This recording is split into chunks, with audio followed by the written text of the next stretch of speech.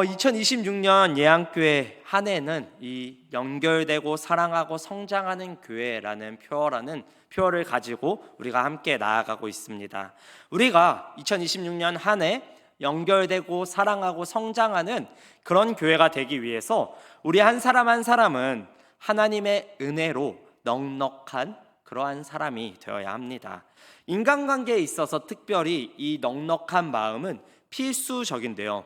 만일 누군가 교회에서 나에게 상처를 주거나 또 나를 화나게 하는 사람이 있다면 우리는 그 사람을 향하여서 분노할 것입니다. 그렇게 내가 화를 내어도 이 사람이 변화되지 않는다면 우리는 그 관계를 끊어버리고 말 것입니다. 그러면은 우리 교회는 연결되고 사랑하는 교회가 아니라 단절되고 분노하는 그런 교회가 되어버릴 것이란 말이죠. 따라서 우리 예한교회가 연결되고 사랑하는 그러한 교회가 되기 위해 특별히 인간관계에서 넉넉한 사람들이 모이는 교회가 되기 위해서 우리는 오늘 용서가 무엇인지에 대해서 알아볼 필요가 있습니다. 오늘 본문은 예수님께서 용서에 관하여서 우리에게 가르쳐주는 말씀입니다. 한 절 한 절 보면은 이게 도대체 무엇이 용서를 이야기하는 것인가 라고 생각할 수 있는데, 사실 이 전체적인 내용을 보면은 이 전체적인 내용은 모두 우리가 용서해야 한다라는 그러한 이야기를 우리에게 주고 있는 말씀입니다. 1절과 2절의 말씀을 보면은 예수님은 누군가를 실족하게 하는 일이 얼마나 잘못된 일인지에 대하여서 먼저 말씀을 하십니다. 예수님은 만일 그리스도인인 너희가 다른 사람에게 피해를 주고 그들을 실족하게 하느니 차라리 연자맷돌을 목에 메고 바다에 빠져 죽는 게 낫다, 이렇게 말씀을 하시는 거죠. 그리고 뒤이어서 아주 독특한 말씀을 하시는데요, 3절 말씀을 보면은 너희는 스스로 조심하라. 만일 내 형제가 죄를 범하거든 경고하고 회개하거든 용서하라, 이렇게 말씀을 하십니다. 일반적으로 이 조심하라 라는 말은 너희는 누군가에게 상처를 주지 않도록 조심해라, 너희는 죄를 짓지 않도록 조심해라, 이렇게 누군가 실족하게 하는 가해자를 향하여서 너희는 조심해야 한다 라고 말을 하는 게 자연스럽습니다. 그런데 예수님은 용서를 해야 하는 피해자를 향하여서 너희는 조심해야 한다라고 말씀을 하고 있는 것이죠. 왜 예수님은 이렇게 말씀하시는 것일까요? 여러분들이 누군가에게 피해를 끼치는 것도 여러분들의 인생을 망가뜨리지만 그만큼 누군가 여러분들을 향하여서 잘못을 범하였는데 여러분들이 그들을 용서하지 못한다면 우리 안에 있는 분노와 비통함이 우리의 인생을 망가뜨리게 된다라는 것입니다. 제가 최근에 이제 유튜브를 보다가 이 알고리즘 선생님께서 저를 더글로리로 이렇게 인도해 주셨습니다. 그래서 이제 더글로리라는 드라마를 짧게 보고 있었는데요, 이 더글로리를 보면은 동은이라는 이 여자 주인공이 초등학교 시절에, 중학교 시절인가요? 학교 폭력을 당했고 그 학교 폭력을 당한 그 상처 때문에 복수하고자 이 나이가 들고 성인이 되어서 한 사람 한 사람에게 복수하는 그러한 내용이 나옵니다. 이 사람은 이 복수를 하기 위해서 웃지도 않는 그러한 인생이 되어버리고 결국 이 복수한다는 마음가짐 때문에 이 사람의 인생이 망가뜨려져 버리게 되는 그러한 일이 이루어지는 건데요, 그렇기 때문에 예수님은 너희의 분노와 비통함이 너희의 인생이 망가뜨리지 않도록 스스로 조심해야 한다고, 너희는 누군가에게 분노할 일이 있다면 분노하는 것이 아니라 용서해야 한다, 용서하는 사람이 되어야 한다라고 말씀을 하시는 겁니다. 그러나 실상 우리에게 용서하는 것은 그렇게 쉬운 일이 아닙니다. 4절 말씀을 보면은 이렇게 우리에게 말씀을 해주고 있는데요, 우리 4절 말씀 함께 읽어보도록 하겠습니다. 함께 읽겠습니다. 시작. 내게 돌아와 내가 회개하노라 하거든 너는 용서하라. 아멘. 네, 여러분 이렇게 하실 수 있으십니까? 7번 누가 여러분들에게 잘못을 저지르면은 여러분들은 7번 그를 향해 용서할 수 있으신가요? 우리는 한두 번 정도는 큰 마음 먹고 내가 선심 썼다라는 생각을 하며 상대방을 용서해 줄 수 있습니다. 그런데 이 사람이 똑같은 잘못을 3번이나 4번이나 5번이나 계속해서 반복한다면은 그때부터는 이 사람이 자기가 잘못한 거를 진짜로 이해하고 있는 게 맞는 것인가, 진짜 나에게 잘못했다고 이야기하는 것이 저 마음이 진실인 것인가 라는 그러한 의문을 품고 그 사람을 용서하지 않을 것입니다. 하지만 예수님은 그런 사람을 향해서 7번이나 용서해야 한다 라고 말씀을 하시는 거죠. 고대 근동에서 7이라는 숫자는 완전수를 가리키는 단어입니다. 그러니까 예수님께서는 이 말씀을 통하여서 너는 몇 번이 되었든 그게 7번이 넘어간다 하더라도 그 사람을 완전하게 용서해 줄 수 있어야 된다. 그 사람이 너에게 어떠한 잘못을 하더라도 너는 완전히 그들 받아들여야 한다라고 말씀하시는 것입니다. 그러면 우리는 어떻게 상대방을 완전히 용서하고 상대방을 받아들일 수 있을까요? 우리 3절 말씀을 다시 한번 읽어봤으면 좋겠는데요. 우리 3절 말씀 함께 읽어보도록 하겠습니다. 함께 읽겠습니다. 시작. 너희는 스스로 조심하라. 만일 내 형제가 죄를 범하거든 경고하고 회개하거든 용서하라. 지금 예수님은 나를 향해 끔찍한 잘못을 한 그를 향해서 저 원수가, 저 나쁜 놈이 라고 말씀하시는 게 아니라 형제가 라고 이야기를 하고 있습니다. 그러니까 어떤 사람이 여러분에게 어떠한 잘못을 했다 할지라도 여전히 그 사람들, 여러분들의 형제다라는 것이죠. 성경을 보면은 수많은 율법들이 있습니다. 구약에만 613개의 율법들이 등장을 하는데요. 그 613개의 율법을 10개로 줄이면 무엇이 됩니까? 10계명이 되겠죠. 그리고 이 10계명을 2개로 줄이면은 누가복음 10장 27절의 말씀과 같이 하나님을 사랑하고 이웃을 사랑하라 라고 줄일 수 있게 되는데요. 하나님을 마음과 목숨과 뜻과 힘을 다하여서 사랑하고 내 이웃을 내 자신과 같이 사랑하라 라는 이 명령처럼 우리는 이웃을 사랑하기를 내 몸과 같이 사랑해야 한다라는 것입니다. 내가 나를 대하듯이 그 사람을 대해야 한다라는 것이죠.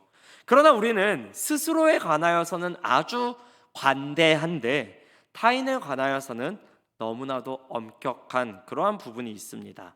누군가 나에게 거짓말을 하거나 상처를 주면은 그 사람이 나를 향해 거짓말을 했고 상처를 주었기 때문에 우리는 막 분노를 합니다. 하지만 내가 거짓말을 하고 상처를 줄 때는 어떻습니까? 나는 그때 어쩔 수 없었다고, 어쩔 수 없이 거짓말을 한 거라고, 내가 그렇게 행동을 한 거는 그런 이유가 있었다고, 우리는 어쩔 수 없었다고 항상 이야기를 한다라는 것이죠. 나를 대할 때에는 전체적인 정황을 다 살펴보고 그럴 수밖에 없었다라고 말을 하는데 상대방에 대해서는 전체 정황은 다 따져보지도 않고 그냥 저 사람은 나쁜 놈이라고 우리는 도장을 찍어버린다라는 것입니다. 이게 바로 인간의 모습입니다. 그러니까 예수님은 그런 우리를 향해서 이렇게 말씀하시는 거예요. 너희가 스스로를 대하듯이, 너희가 너 자신을 대하듯이 상대방을 대해야 한다라는 것이죠. 그 사람이 그렇게 행동하거나 말할 수밖에 없었던 이유와 정황을 모두 살펴보고 그를 이해하고 용서하기 위해 노력해야 한다라고 말을 하는 것입니다. 물론 원수를 용서하는 것은 너무나도 힘든 일이 분명합니다. 나에게 상처를 주고 나에게 피해를 준 사람을 용서하는 것은 매우 어려운 일입니다. 하지만 우리가 잊지 말아야 할 것은 내가 하나님께 조건 없는 사랑을 받고 용납받은 사람이듯 그 사람 역시 나와 같이 하나님의 용서와 용납을 받은 사람임을 잊지 말아야 한다라는 것이죠. 나에게 피해를 끼친 그 사람을 나와 같은 나의 형제로 대하고 생각해야 한다라는 것입니다. 계속해서 3절의 말씀을 보면은 너희는 스스로 조심하라. 만일 내 형제가 죄를 범하거든 경고하고 회개하거든 용서하라 라고 말을 합니다. 예수님은 만일 상대방이 회개하면은 너희는 용서해야 한다라고 말씀을 하시고요. 4절에서도 마찬가지로 너희가 만일 상대방이 7번 너희에게 죄를 범하였다고 회개를 하면은 너희는 7번 그를 용서하라라고 말을 합니다. 여기에서 용서하라라고 번역된 이 단어의 그리스어는 아피에미라는 단어인데요. 이 단어는 탕감해 주다, 면제해 주다라는 의미를 가지고 있습니다. 그러니까 빚을 탕감해 주거나 빚을 면제해 줄 때 쓰는 용어가 바로 이 아피에미라는 단어입니다. 왜 그러면은 죄에 대해서 용서해 주라라고 이야기를 할 때 탕감해야 한다라는 이러한 표현을 쓰는 것일까요? 누군가 만약 나에게 어떠한 잘못을 저지르잖아요. 그러면은 내 안에 어떤 손해가 발생하게 된다라는 것입니다. 그렇기 때문에 잘못을 저지른 사람이 나에게 갚아야 할 어떠한 빚이 생기게 되는 것입니다. 지난주에 눈이 많이 와서 교역자들이 이렇게 새벽에 눈을 쓸고 있었습니다. 그런데 한 분이 이제 어두워서 주성 목사님의 차를 툭 쳤습니다. 주성 목사님은 이때 둘 중 하나를 선택할 수 있었죠. 용서할 수 있었고요, 복수할 수 있었습니다. 만약 용서한다면 어떻게 했을까요? 어디 다치신 곳은 없냐고, 괜찮으니까 신경 쓰지 마시라고 말을 할 수 있겠죠.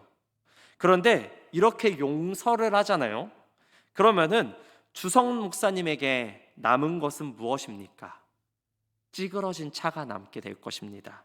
그리고 이 차를 고치는 데 필요한 돈과 차를 고치는 동안 대신 탈 차가 필요하게 되겠죠. 계속해서 목사님에게는 어떠한 손해가 발생하게 되는 것입니다. 반대로 복수하려면 어떻게 해야 될까요? 그 자리에서 바로 보험을 부르면 됩니다. 보험을 부른 다음에 보험 처리를 하며 자신이 당한 손해를 하나하나 다 청구를 하면 됩니다. 물론 주성 목사님은 마음이 넉넉한 사람이어서 그 자리에서 바로 아무렇지 않은 듯 괜찮다고 들어가시라고 이야기를 했는데요. 보십시오. 누군가 나에게 어떠한 잘못을 하잖아요. 그러면은 그 사람의 잘못 때문에 내게 생긴 그 빚을 내가 대신 갚는 것이 바로 용서한다라는 말의 의미입니다. 그 사람이 나에게 끼친 손해를 내가 책임지겠습니다. 이것이 바로 용서라는 말의 의미라는 것이죠. 하지만 우리는 이렇게 용서하는 게 결코 쉽지 않습니다. 만일 누군가 나에게 상대방이 7번 잘못을 해도 그를 완전하게 용서할 수 있어야 해 라고 말을 한다면은 우리는 그럴 수 없습니다, 저는 못합니다 라고 말할 수밖에 없는 그러한 존재들이라는 거죠. 우리는 5절에서 제자들이 예수님에게 말을 하듯 저는 그런 용서를 할 수 없다고, 그러니 저에게 믿음을 더해 달라고 이야기를 할 것입니다. 그때 예수님은 제자들에게 무엇이라고 말씀을 합니까? 우리 6절 말씀인데요. 우리 6절 말씀 함께 읽어보도록 하겠습니다. 함께 읽겠습니다. 시작. 주께서 이르시되 너희에게 겨자씨 하나일 만한 믿음이 있었더라면 이 뽕나무더러 뿌리가 뽑혀 바다에 하였을 것이요 그것이 너희에게 순종하였으리라. 아멘. 만일 여러분들이 누군가를 향해 미움을 가지고 있잖아요. 그럼 여러분들의 마음에는 미움과 분노가 큰 나무의 뿌리처럼 얽히고 설켜 있을 것입니다. 그럼 이거를 우리는 어떻게 뽑을 수 있을까요? 우리는 보통 용서하기 어려울 때 주님 저에게 사랑할 수 있는 마음을 달라고 기도를 합니다. 지금 제자들은 그런데 어떻게 기도를 합니까? 주님 저에게 믿음을 주시옵소서 라고 기도를 하고요. 예수님도 너희가 믿음이 있다면 용서할 수 있다 라고 말씀을 합니다. 왜 예수님은 사랑이 아니라 믿음을 이야기하는 것일까요? 우리가 도대체 무엇을 믿어야지 상대방을 용서할 수 있을까요? 그 내용이 7절부터 9절에 나오는데요. 너희 중 누구에게 밭을 갈거나 양을 치거나 하는 종이 있어 밭에서 돌아오면 그더러 곧 와 앉아서 먹으라 말할 자가 있느냐? 도리어 그더러 내 먹을 것을 준비하고 띠를 띠고 내가 먹고 마시는 동안에 수종 들고 너는 그 후에 먹고 마시라 하지 않겠느냐? 명한 대로 하였다고 종에게 감사하겠느냐? 라고 말을 합니다. 고대 근동에서 누군가 나에게 빚을 지고 그 빚을 갚지 못한다면은 채권자는 세 가지 중에서 하나를 선택할 수 있었습니다. 첫째는 그 채무자를 죽여버리는 것입니다. 채무자를 죽이고 그 가족이나 친족들의 재산을 다 몰수해서 그 빚을 탕감할 수 있었습니다. 두 번째로는 이 채무자를 감옥에 보내버리는 것입니다. 감옥에 보내버리고 그 사람의 재산을 다 몰수해 버리는 거죠. 마지막 방법이 중요한데요, 이 채무자를 자기의 집으로 종으로 들어보내는 것이는 겁니다. 우리는 종이라고 하면은 인간 이하의 대접을 받는, 밥도 잘 못 먹고 모든 것을 갈취당하는 그런 사람들이라고 생각을 하는데, 고대 근동에서 종은 소에게 월급도 받을 수 있었고 심지어 출퇴근도 할 수 있었습니다. 게다가 이 종들은 평생 종 노릇하는 게 아니었어요. 신명기 법에 따르면은 종을 6년 이상 못하게 되어 있었습니다. 7년째는 안식일이기 때문에, 안식년이기 때문에 종들을 다 해방시켜 줘야 하는 것이지요. 그 시대의 종은 우리가 아는 노예하고는 전혀 다른 존재들이었습니다.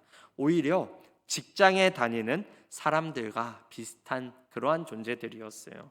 그러니까 쉽게 말해서 나에게 빚진 자를 종으로 삼는 것은 그 사람을 취직시켜 주는 것과 똑같은 것입니다.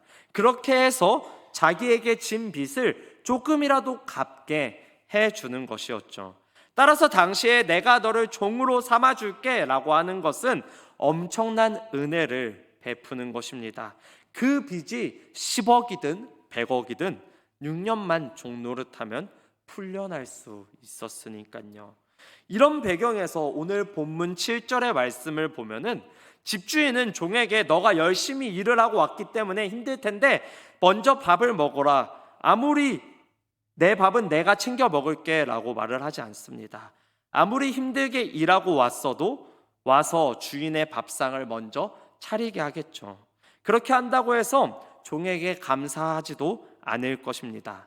오히려 감사는 종이 해야 될 것이죠. 자신의 엄청난 빚을 탕감해 준 이 자비로운 주인에게 감사하며 10절의 말씀처럼 나는 무익한 종이라고, 해야 할 일을 한 것뿐이라고 말할 수밖에 없을 것입니다. 여기서 무익한 종이라는 말은 나는 쓸모없는 존재예요 라는 의미가 아닙니다. 제가 당신을 위해 어떠한 일을 한다고 해도 당신에게 이익이 되는 게 아닌 걸 압니다 라는 의미가 바로 무익한 종이라는 말의 의미입니다. 나는 이미 주인에게 큰 빚을 졌는데 그것 좀 일한다고 해서 주인한테 이익이 되는 게 아니라는 것입니다. 자기를 종으로 삼음으로써 주인이 받을 그 큰 빚이 다 없어져 버린 셈이기 때문입니다. 그래서 저는 무익한 종입니다. 내가 해야 할 일을 했을 뿐입니다 라고 말을 하는 것입니다. 그럼 예수님은 도대체 왜 제자들에게 이 이야기를 했을까요? 이유는 간단합니다. 예수님의 제자들을 포함해서 모든 그리스도인들은 자신의 정체성을 우리는 하나님 앞에 감당할 수 없는 큰 죄를 지은 자들이라고 이해하고 있습니다. 우리는 엄청난 빚을 진 자들인 것이죠. 우린 그거를 십자가를 보며 알 수 있습니다. 예수님은 우리를 용서하시기 위해서 우리가 저지른 그 모든 죄를 가지고 십자가로 가셨습니다. 그리스도인들은 우리가 저지른 모든 죄의 빚을 예수님께서 십자가로 다 가져가셨다라는 것을 알고 있습니다. 그분이 우리의 죄의 빚을 다 가져가셨고 죄 없는 그분이 죄가 되셔서 그분이 십자가라는 바다로 우리의 죄라는 연자맷돌을 목에 메고 빠지셨다라는 사실을 우리는 다 안다라는 것이죠. 그분이 우리가 당해야 하는 모든 저주와 진노를 대신 당하셨기 때문에 우리는 우리가 진 빚을 탕감받았다라는 사실을 모두가 잘 압니다. 그런 예수님께서 제자들에게 이렇게 말씀하시는 거죠. 너희들이 너희에게 피해를 끼친 자들 역시 나의 은혜로 용서받았다는 것을 안다면은 너희들이 나에게 받은 그 거대한 용서에 비해서 너희가 해야 하는 용서는 너무 사소하게 보일 것이라는 것입니다. 만일 너희가 이것을 믿는다면 너희는 용서할 힘이 생길 것이라고, 내가 그리스도 안에서 이런 용납과 사랑을 받은 것을 안다면 하나님께서 내가 저지른 이 큰 빚을 탕감해 주셨다라는 것을 안다면 여러분들에게 죄를 저지르고 여러분들을 고통스럽게 한 사람을 보며 그 사람이 나한테 진 빚이 무겁게 느껴지지 않고 가볍게 느껴지게 될 것이라는 것입니다. 그 사실을 겨자씨 하나만큼이라도 믿고 있으면은 여러분은 이 땅 가운데에서 살아가며 누군가를 용서하고 사랑할 수 있게 될 것이고, 만일 우리 예안교회 성도님들이 이러한 하나님의 은혜로 넉넉한 사람이 된다면은 우리 예안교회가 서로 연결되고 사랑하며 성장하는 교회로 자라갈 수 있다라는 것입니다. 사랑하는 예안교회 성도 여러분, 용서하기 힘들 때 예수님을 바라보시기 바랍니다. 그분은 우리를 대신하여 연자맷돌을 목에 메고 바다에 빠지신 분이십니다. 죄 없으신 그분이 우리의 죄를 자신의 목에 메고 십자가에 못 박혀 죽으셨습니다. 그분이 우리의 죄를 용서하여 주셨고 끔찍한 죄로 더럽혀진 우리를 향하여서 형제라고 불러주십니다. 게다가 그분이 우리의 모든 죄를 다 탕감해 주신 분이십니다. 그분만이 우리가 용서할 수 있는 유일한 힘과 이유가 되시는 것입니다. 이번 한 해 우리가 이 교회 생활 가운데에서 또한 사회 생활 가운데에서 용서할 수 없을 것 같은 사람이 분명히 있을 줄로 압니다. 하지만 그분을 대할 때에 예수 그리스도의 사랑으로 품어주고 사랑해 줄 수 있는 그러한 우리 예양의 모든 성도님들이 되시기를 축복합니다. 용서할 수 없을 때 예수 그리스도를 바라보시기 바랍니다. 용서할 수 없을 때 예수 그리스도를 힘입고 나아가시는 저와 여러분들이 되시기를 간절히 소망하고 축복합니다.